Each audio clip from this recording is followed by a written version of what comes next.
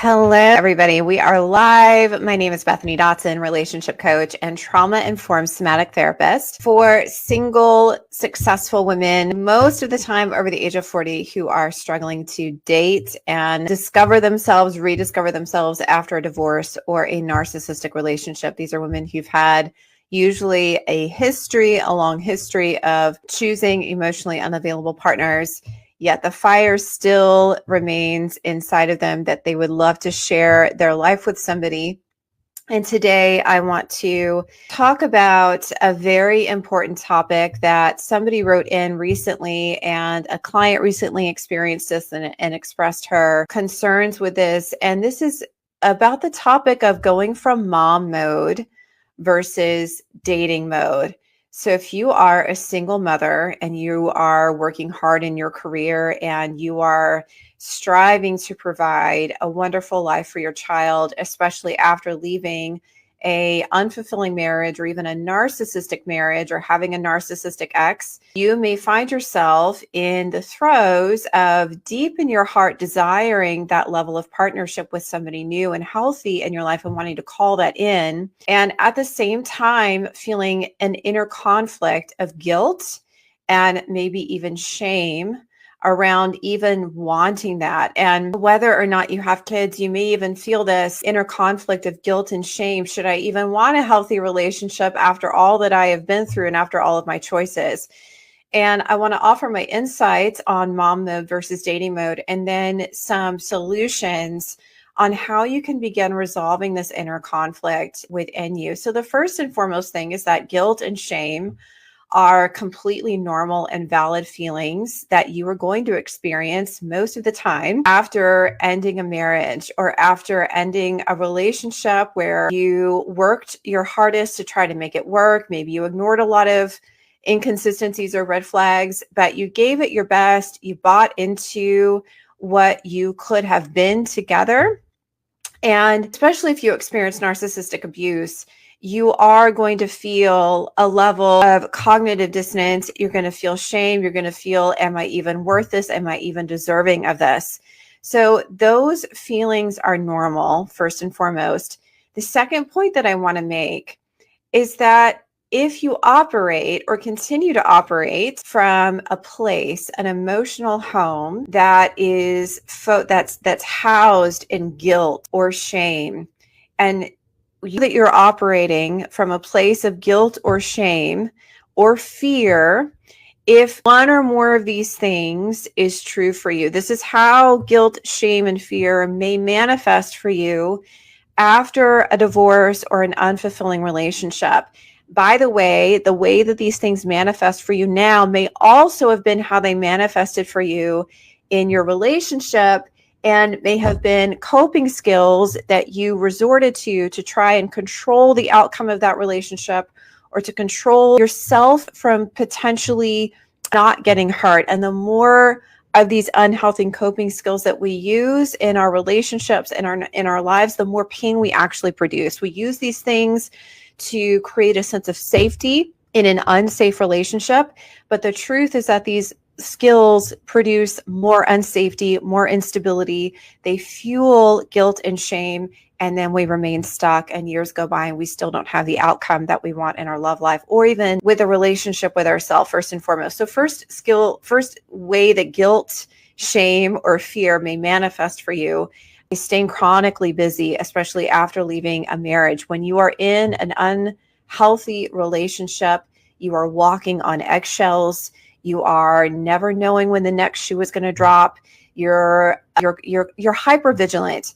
And when you live in a state of hypervigilance for a prolonged period of time, what happens is that this sets your nervous system thermostat setting to an amplified level, so that whenever you begin to relax or do something for yourself, like take a bath or take yourself on a date or go buy yourself something, you will immediately start to feel guilty or ashamed, or you may even talk yourself out of taking some time for yourself, and maybe guilt trip yourself about, I have so many other things that I could be doing. I was just speaking with somebody last week that had this pattern. I have so many other things that I should be doing. This is a waste of time. I shouldn't be doing this. I shouldn't be doing this. And this will happen because just want to check on one thing for a second. This will happen because your nervous system is set to a heightened state of feeling anxious, of feeling guilty, of still living in hypervigilance mode. And when you live from a state of hypervigilance, this kind of becomes an addictive thing. So one of the biggest manifestations of this is staying chronically busy, because being chronically busy matches what your nervous system is now regulated to live in after going through a low quality or an unhealthy relationship. And when you get trained, when your nervous system gets retrained to live in a state of hypervigilance and fight or flight, this is called a window of tolerance. And so your window of tolerance becomes, it starts showing up in your life. So your window of tolerance, if you feel like you have to be busy all the time and keep your nervous system on edge, you're going to feel like you don't have a lot of options. You're going to feel like you don't have enough time. You're going to feel like you're too old. You're going to feel like the men in your area are lacking. You're going to feel that men on dating apps are lacking, or that men in your age bracket haven't done enough work on themselves. In other words, you're going to have a sense of lack, and lack is rooted in fear. And the irony about lack and fear is that these are probably two of the biggest driving emotions that kept you in an unfulfilling marriage and kept that going until it was no longer safe or tolerable, until you had to make a decision to leave. So the other way that living in lack and guilt and shame and fear may show up for you in your life is, other than keeping yourself chronically busy, people pleasing or being a perfectionist. People pleasing is a trauma response that comes from unhealthy relationship dynamics that you experienced in the past. And when you people please, what you're essentially doing is abandoning yourself, and you are really wanting to get somebody to like you. And this isn't something necessarily that you're conscious of doing. You may actually feel guilt for telling somebody no, or guilt for setting a boundary and choosing yourself, just like you might feel guilty if you take time off work or take some time for yourself away from your kids. That old feeling of guilt is going to come up to try to block you from moving forward. Same thing will happen in relationships with other people, colleagues, friends, etc., family members. You're going to feel a sense of guilt or sense of obligation, and you probably even felt this in your marriage. But when we're operating from a sense of guilt or shame or fear, we produce more unfavorable circumstances in our lives. So this may look like, for you on paper, you have a successful career, and on paper you have a great job, but emotionally and in private, you feel resentful all of the time. You feel like everybody else is getting ahead of you and is more recognized or more appreciated in their department than you are. You're doing all of this work, so you're going to have this sense of resentment. The other and final way that this will show up for you, living in guilt, shame, fear, or lack, especially after a bad relationship or an unhealthy relationship, is perfectionism.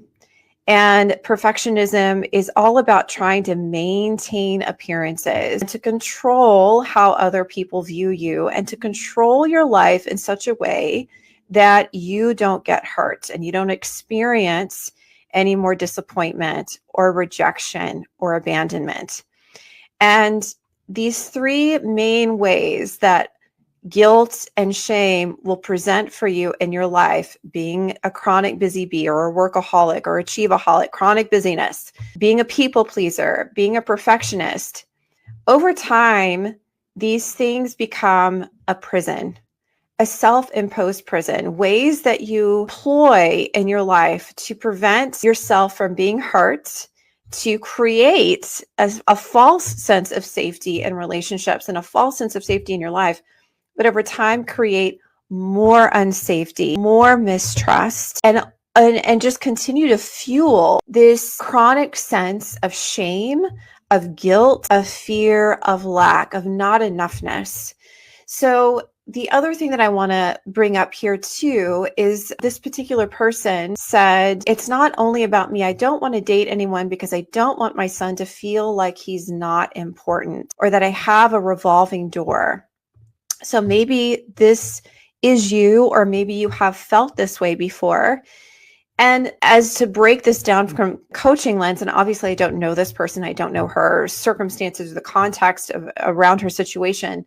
But when I have somebody who says, I can't date because I have kids, they're setting up an all or nothing situation, or they're having a state of black or white thinking. It's either this or that. I can't have both.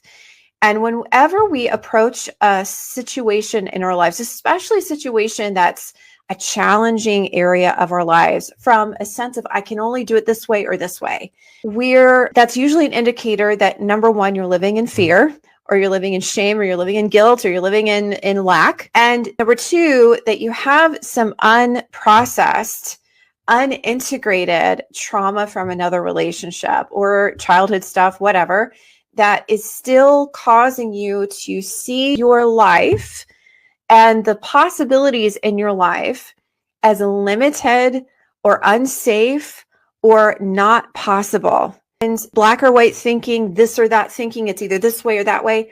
This is such a telltale sign of living in relational trauma.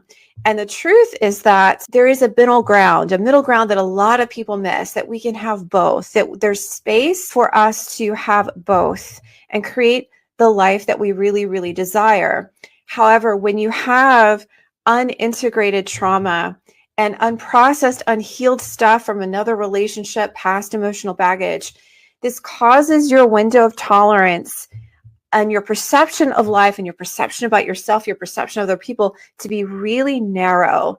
And over time, your nervous system likes a really narrow window of tolerance because somewhere inside it means that you're safe.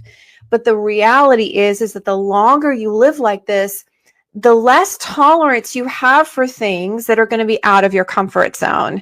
And you may self-sabotage when you start to have some growth or start to experience a healthy relationship. So you'd never learn, the bottom line is that you never learn how to tolerate a wider window of tolerance.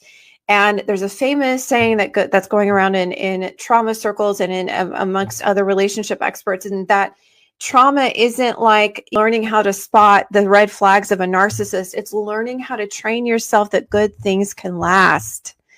And if you've had betrayal in a relationship, or maybe you had a parent leave you in some way, maybe they physically left as a child, maybe they left you emotionally numerous times as a child, you have been trained subconsciously that good things can't last for you. And when that is still a program and a belief subconsciously, you go through your life, and a lot of people make it until the end of their lives and they don't know how to do it another way. But relationships that you get into your life, it's my belief that the people that you meet in your life are always going to be a direct reflection of where you were operating and living in emotionally. So seeing that black or white thinking, the ways that your coping skills are going to show up for you after a divorce and try to keep you safe, but actually create more insafety. The last thing that I want to mention here, the last insight that I'll give you, is that if you're watching this and you are a single mother and you're focused on your career and you're focused on protecting your kids from repeating your mistakes and protecting your kids from being heavily influenced by perhaps a narcissistic parent, I want you to be aware that you're not using your kids as a shield or an excuse to avoid prioritizing yourself or doing the deep, deep transformative work on yourself. A lot of times I'll have somebody enroll in Break the Cycle because she has reached a point where her kids are now out of the house. She's become an empty nester, or she will become an empty nester next year or in a couple of years. And she's lost that part of her identity that she had been hanging on to. And I understand completely being a mother, like you prioritize your kids come first. At the same time, I would invite you to have discernment on, are you truly prioritizing your kids, or is there some part of that you're actually hiding behind your kids and using your kids as a convenient reason why you don't open your heart and why you don't transform that area of your life. 90% of the time, when I have somebody who I work with who has been stuck in this or that, I'm either a mom or I'm dating, I can't have both. There's a price that they're paying in the relationship with their children. The first and foremost symptom that I see is that they are not emotionally present. They feel stretched thin every day. They feel overwhelmed by life. They're snapping at their kids. They feel when their kids go to see their dad, they are secretly worrying, do the kids prefer him over me? Is he the better parent? Even though he's narcissistic, he's taking them to Disneyland. Am I he's the good cop, I'm the bad cop? They have this sense of separation in the relationship with their kids, and that barrier that's preventing that emotional presence and that deeper connection that they really long for is that guilt and that fear and that shame and that sense of lack, the things that I talked about earlier. And overcoming those feelings means that you, number one, make the decision that you are worth it, and that opening yourself to the possibility of a healthy relationship and learning how to set boundaries and learning how to use discernment and learning how to trust yourself and learning how to communicate what you need clearly, learning how to communicate what you don't want clearly without being passive aggressive or without people pleasing, making the decision that you are worth that journey and that your kids are worth that journey.